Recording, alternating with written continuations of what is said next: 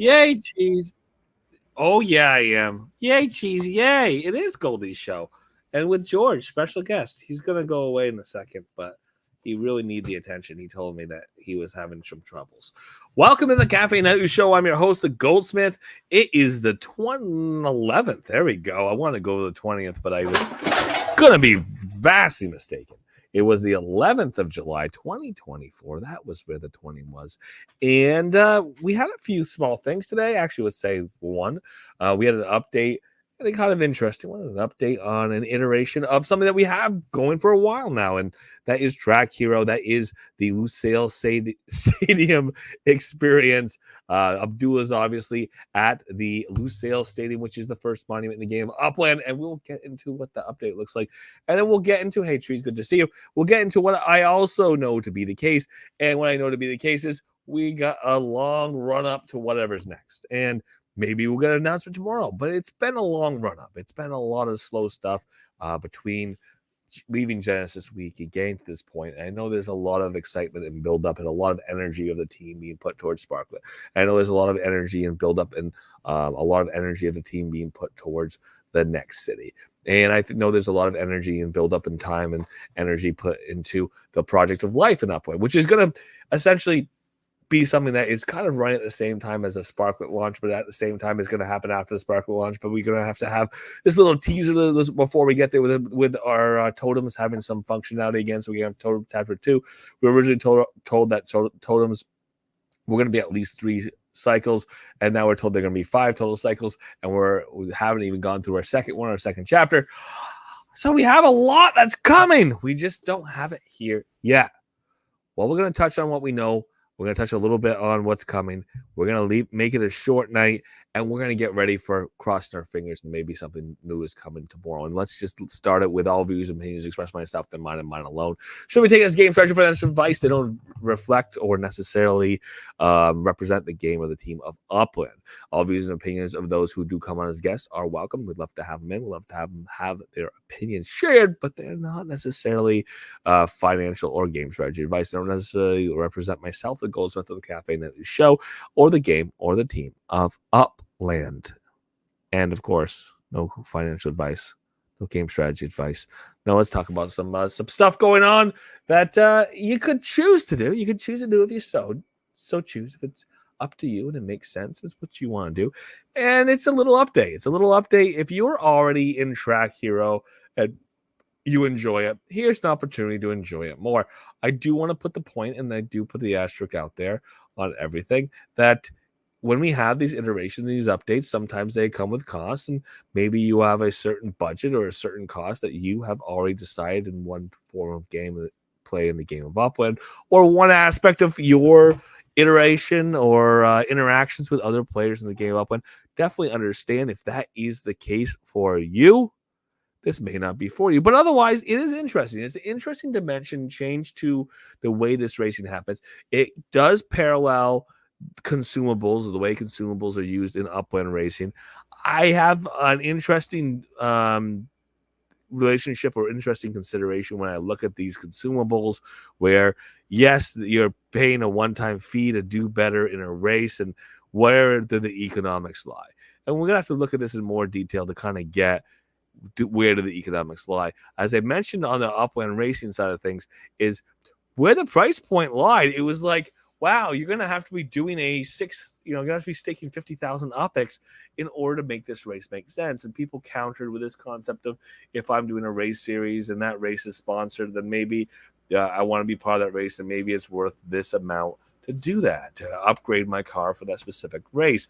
And I understand that consideration, but if you have burnable resources that are costing dollars, literally dollars to do, then the overall outcome has to be worth those extra dollars you put in. And keep in mind, they don't guarantee a win. They make it more likely, or they change the dynamics of the race.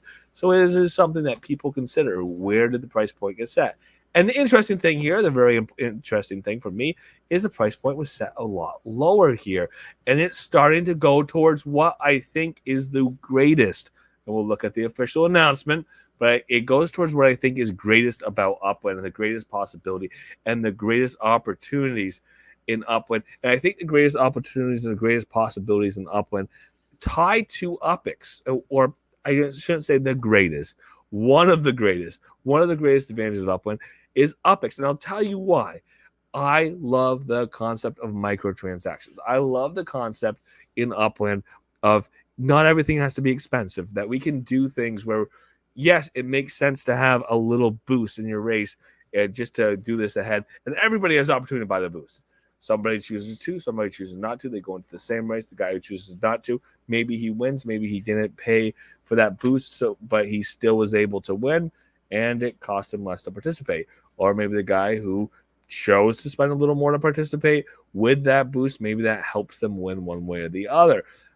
As long as it's an open playing field, as long as everyone has access to the boost for the same cost, I don't think it's a crazy thing to have those opportunities in there. Either choose to do it or choose not to, as long as the price points don't overwhelm the cost or overwhelm the concept of doing this competitive staked race and having this small boost be a small part of that race.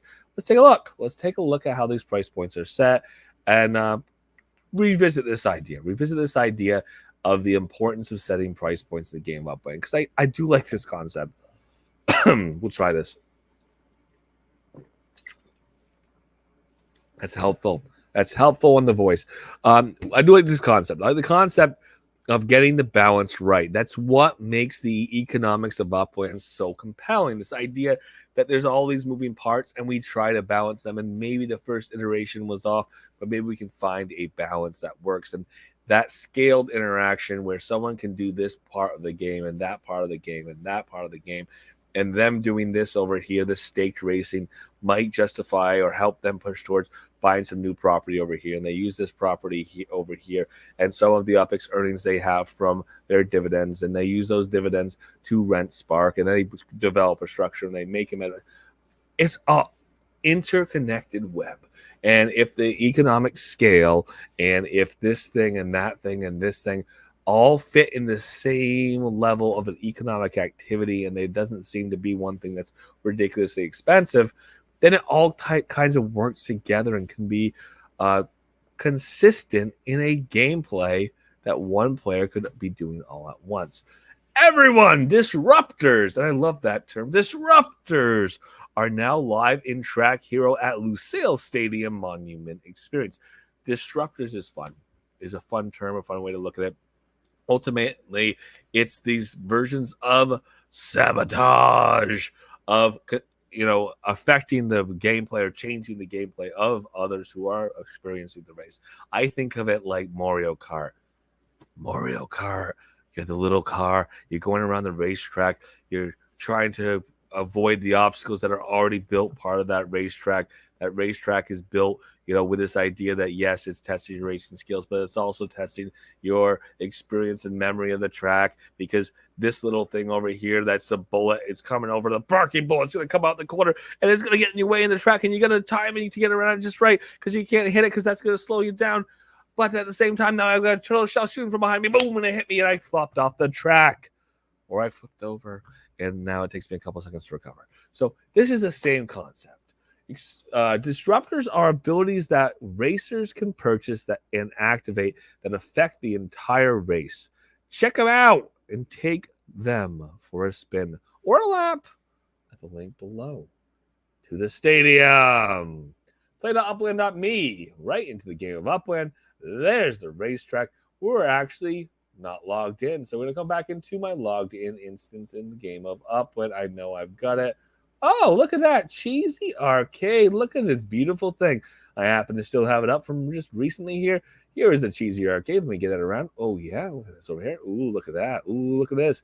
This will be available to people in the not-so-distant future, tied into a increased experience in a layer 2 game, not too far down the line. People who are residents of a specific node to get one for free. So it's one of those things. Being a member of the node matters. All right, let's take a quick look. Let's go to Lusail Stadium. Easiest way to get there. Navigation tips galore. Navigation tips to get to Lusail Stadium. If I go to the directory, if I want to go to dev shops, if I go to dev shops, I should be able to go to Lusail. That should be classified as a dev shop. No, that's Upex Explorer. No, it's not. What's it categorized as? Let's go back to directory. Let's go back to, I thought it was dev shops. Let's try dev shops. Let's try track. All right, we're going to do it the hard way. We're going to go all the way over. We're going to go to Lusail Stadium, and I'm going to navigate by address. Address is called Lusail Stadium, is what the name of the property is, and maybe we will find it. There it is. I knew I could find it. There we go. Navigating in all the way. Almost there. Closer now. A little bit closer. There we go. Only and first monument in the game of Upland here is Track Hero. Woo-wee, Track Hero. Load in. Almost there. Getting there. Will they be there soon? Use your headphones. Spatial audio incoming and ahead. Almost there. Here we go. 3, 2, 1. We'll be there shortly. Wow.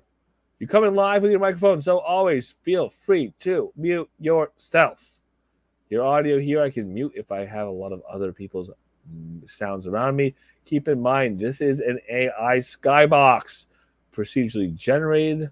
This is something that is part of nowhere.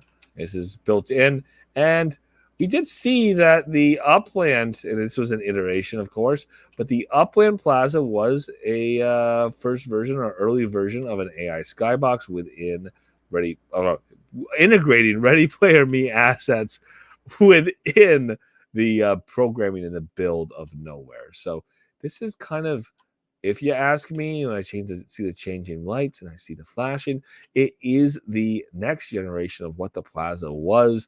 Not that the Plaza is no longer to be there, but more that we continue to get advancements. And this is definitely an advancement on the Plaza that is in San Francisco. Put your thumb on the race. Buy Disruptors in the marketplace. Trigger them from the reactions tray. Wow. Wow. Click to open. Here we go. Like I said, price point matters in these. If we're going to do a 10,000 Upex race and I'm going to buy a distractor at 250 Upex, I'm going to buy a distractor at 250 Upex, 10,000 Upex staked. I get second place of 6 people. I could still be making a profit. That 250 Upex is not going to make it so that I automatically take a loss. If this was a $5 thing, then it was a 10,000 Upex staked race, I probably wouldn't want to do it. So it makes a difference. And the pricing being an Upex makes a big difference as well. We've done these previous sales for the consumables in USD. This being an Upex makes it a lot easier to make that decision and buy exactly what you want as opposed to a bundle. That makes it easy as well. We've got the Poop Monster. Poop Monster, summon a giant poop monster and obscure 2 random racers' views. Wow. That's going to be in their way as they race. Summon a giant poop monster. This is called Poop Storm. Poop Monster and obscure 6 racers' views. 250 Upex. For 100 Upex, you can summon a giant octopus and obscure 2 random racers' views. Again, octopus versus poop. 100 Upex there. Giant octopus, summon a giant octopus and obscure 6 random racers' views. And then we've got Tornado. Summon a tornado that randomizes the track obstacles during a active race. Look at that. I can take a look at all these cool things. Buy and view, not available. Buy me now. I could buy this for myself. Isn't that cool? I could have a race theoretically at some point. We could buy these, have them applied by spectators in the race. Well, Upland had talked about this marketplace, being able to have stuff sold here in this stadium. And obviously, this is the first opportunity to have things to be able to be sold here. I can come over here to skins. Look at this. Let's take this look at this. This is still coming. The skins are coming soon. So I can play with the way my aesthetics look during the race. That would be cool. I can come over here to drinks and I can go and buy friends a drink or a shot. Unlock your moves to change. I guess it's, there we go. Unlock your moves so we can change some dancing. If I had a bunch of people I was beating up with for an event here in Lusail Stadium, I could do that. It is something that's built in here and that is available to us. And then, of course, if you haven't had a chance to take a look yet, here we go. Here's a leaderboard. Look at that. We've got top earner on the weekly basis. Wow, look at that OPEX. Look at that OPEX. There's earners in OPEX. Top earner, City Pigeon with 204 races. Wow, that. Oh, I'm sorry. That's going over from the top earner during Freedom Fest, and then it's going to be top earner. It keeps flipping over. Top earner daily. Top earner daily is Crowley 2394 OPEX. One race today. Then it flipped over here. It keeps going over for that scroll. The top earner weekly again 170,990 OPEX, 106 races for City Pigeon. There are people who are taking this seriously and putting some time and energy into it. So look at that, and then we continue to see these moved around. As far as these leaderboards are concerned, they kind of swap around between these locations. So it's kind of fun, kind of interesting to see what's become. And look what I don't see. I don't see a lot of people here. I would say look at the opportunity to get in, to take a look at the races, to be part of this. The idea of building times and energies and having people with a schedule and know they're going to be here when they're going to be here, definitely something to keep in mind. Are you the member of the Bronx node? Which one is that? So Bronxdale, one of the greatest nodes in the entire game of Upland. No, Cheese has a node called Bronxdale in Bronx, New York. It is pretty exclusive. Not that Cheese says you can't be there, that there's only so many properties. And what happened was there was always a plan for it to be a MetaVenture hotbed, and it is a MetaVenture hotbed. There are a lot of MetaVentures. It's very tight in the area. There's only so many properties in the area, in the neighborhood, in the node. And what happened is naturally, by demand and by what people wanted to do and by what people were doing, by demand and realities, they ended up becoming pretty expensive, because people wanted them and the market shifted the prices up, and that's what ended up happening. So it's not inexpensive to acquire a property in Bronxdale. If you are looking for them, there's very few that end up being for sale. So just some realities there, just some realities. But yes, it is Bronxdale, and that screenshot, I believe, has already happened for the people who qualify. Does any address? No, you do not have to have a residential home address set. You just have to be a property owner in the city, in the neighborhood. So that is what it is. And again, there's nobody here in the race. Wait for a race. See if we can get in. See if we can do that. And again, I don't see anybody sitting here in the lobby.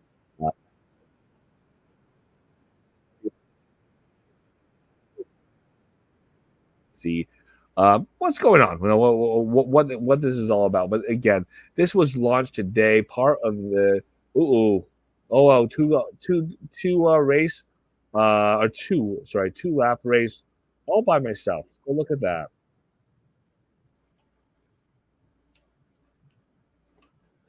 If you haven't got in, obviously controls are pretty simple. We do have a jump, we have a left, we have a right, and we have a duck. So it's just about lane placement. Lane placement and movement. Oh, we hit the glue coming around the corner again. Ooh, timing. Watch out for the camo. So the update here, obviously, key thing on the update, we're going to continue to see iterations in gameplay, not just here, but in anything coming through. Notice that there are a number of things in Track Hero that haven't launched yet, that haven't changed, that haven't iterated, and they're still coming. So I would look for these experiences as they continue to come into the game of Upland, have the opportunity to grow and to expand. And keep it in mind that that part of what makes these experiences what they are is that there's a variety of them. This is not your be-all in Upland. I hope it isn't. I hope you can find many things to be a part of in Upland. I hope there's many things that you want to participate in. And there are many things that are going to continue to be added over time in the game. When we see more monuments come up, the next monument is not going to have a running game where you're running around a track. The next monument is not going to be owned by Adula. I mean, maybe it will be. Let's be honest. Let's be honest about the game and large accounts and what that looks like. But it will be a different experience. It will be somewhere else in the game of Upland. We have a couple monuments that have already come. They are where our racetracks are held for end of the season. Yeah, that's what Banana Peel does to you. They happen at the end of the season for those races, for our season-ending races on those racetracks. That's where our monuments are held. That's where our monuments. Ooh, drop back farther back in the race. That's where our monuments are in the game, and we will continue to see those monuments become these experiences as we move in the future. Yeah, I'm looking forward to it. I'm looking forward to it. There we go. I'll finish first. I finished first by cheating and being the only person in the race, and that's how it's done. If you want to make sure you win, you find a time when nobody else is in that race. You get in there and you win that bad boy. Again, looking forward to seeing more iterations on this. And I want to go to that next bit. The next bit is the what's next. The what's next, I've kind of already talked about Sparklet. That's fine. I don't need to dwell on the fact that Sparklet's coming likely later in the summer. Totems, I don't need to dwell on the fact that Upland said, hey, no, really, I'm serious. Totems are coming. That's why we're doing another one of these sales. We did one potion sale. We're doing a second potion sale. We did a potion and burn event to upgrade a totem. We did that right before Genesis week. We're going to do one now again in July. That's great. That happened last week. Now, since we did two of these events, Upland sold some potions to upgrade your totems so people can have a little better totems. Now it is the time. We can't have another one of these totem potion sales just to have it. We have to find out when the next chapter is going to happen in totems. We have a chapter 2 to happen. Hopefully that chapter 2 happens before Sparklet. So kind of a way to eat up that time, kind of a way to get people engaged and involved in the game of Upland outside of just waiting for a token launch. That token launch is something that's going to bring some energy in Upland. It's going to bring new players in Upland. I'm good with that. I'm happy with that. But that's not what Upland is. Upland is not one thing. The totems are something that people spent USD on and Nopix on for a long-term gamification, a long-term interaction in the game of Upland. They thought they were going to have some cycles. They thought at the end of those cycles, they were going to have the reward. And the reward was that totem that they earned along the way becomes STEM. STEM becomes life in the game of Upland, and that ushers in life. And again, I know that Sparklet's been a big priority since the fall of 2023. That was something we had a UIP1. We had a vote on this as a community. Do we want to have Sparklet potentially be exchangeable, potentially be listed, potentially be saleable outside the game of Upland? That was voted on. Overwhelming support. That passed. Upland continued to investigate it. They've confirmed they're going to continue to work towards the launch. They have suggested that they're working on a launch in the end of September. In the meantime, I want to see the catch up on the totems. That's been something that's part of life, and life is something that's been promised, and life is something that people want to continue to see. And I'm seeing somebody had jumped into the race event. I'm actually going to jump out so I can finish the show here. But that's something we're gonna look at as being something people are watching. People fly around here, actually getting into Lucille Stadium. Very, very interested in seeing totems come back in the game. And again, I feel like it's time. I don't think we should have to wait 6 months if we just did 2 iterations of these sale and burn to improve your totems. I understand Upland likes to make revenue, and they have to make revenue. It's part of the game, and it's part of keeping company afloat. But it's also, if you're going to pay for something, if you're going to ask people to pay for something, there has to be that payoff. That payoff was getting a little better totem so you could actually use it. So I'm looking forward to seeing that happen sooner rather than later. And otherwise, we do have a city release coming up. So with a city release, I'm going to ask that people get excited. People get excited for the next city. Again, there's plenty of evidence that Paris is going to be the next city. There's reasons why Upland might leverage the time around the Olympics to launch Paris. It makes sense.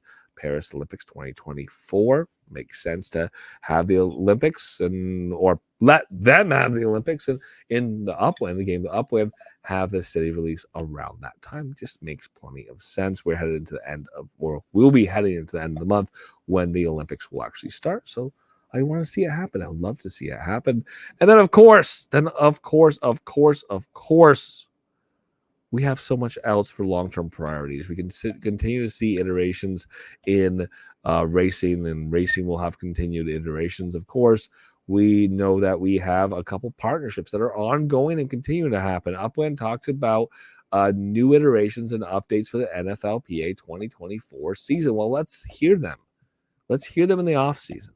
We are going to know that we have the season, the 2024 NFL season, NFLPA season, I should say, in Upland that's going to launch in September. So we got to, as we get there, as we get through July, which we have a couple weeks more of, as we get through August, we really have to be headed towards or thinking about or getting ready for the 2024 NFLPA season. We know we have had some changes in the past. We've gone from one season to the next where we have changed the way that the passes have been sold, the way that we've seen the individual legits be sold. They were sold individually, and then they were sold in bundles, or I should say, I should go all the way back and say they were sold in bundles, and they were sold individually, and then they were sold in bundles again. There was passes involved and mementos involved. There was ways you earned the memento, and you were buying a specific memento, and then they took that away, and then they went back to a randomized pass where you didn't know exactly what you're getting, but you could improve your chances of getting whatever. That is a continued opportunity, I would say, continued opportunity. If we're titrating, we're trying to deliver the better version of that product, maybe it's better. Maybe it's better this year, but give us some information, continue to look at it, get people excited, get people in on it. And otherwise, I love to suffer. There's lots of things I do on the outside world, outside of Upland. I don't need to be in front of a computer all the time. I mean, most of the time, but not all the time. But let's get excited about Upland. Let's have the summer mean something. Let's not have it just, use my hands. This is my bottom. I'm sitting on them. Let's not just sit on our hands for the rest of the summer. With that, thank you so much for being here. Monday through Friday, 7:30 p.m. PT. Looking forward to seeing you tomorrow, Friday, the end of the week. Maybe it's exciting. Maybe we'll have some fun. Maybe I'll find a fun topic to do. I do like when we have something that enriches or updates or makes Upland without the news. And maybe we'll have that tomorrow. But thank you so much for being here for tonight. Monday through Friday, 7:30 p.m. PT. If you're in the Upland Discord Cafe, please feel free to unmute your mic. The floor is yours.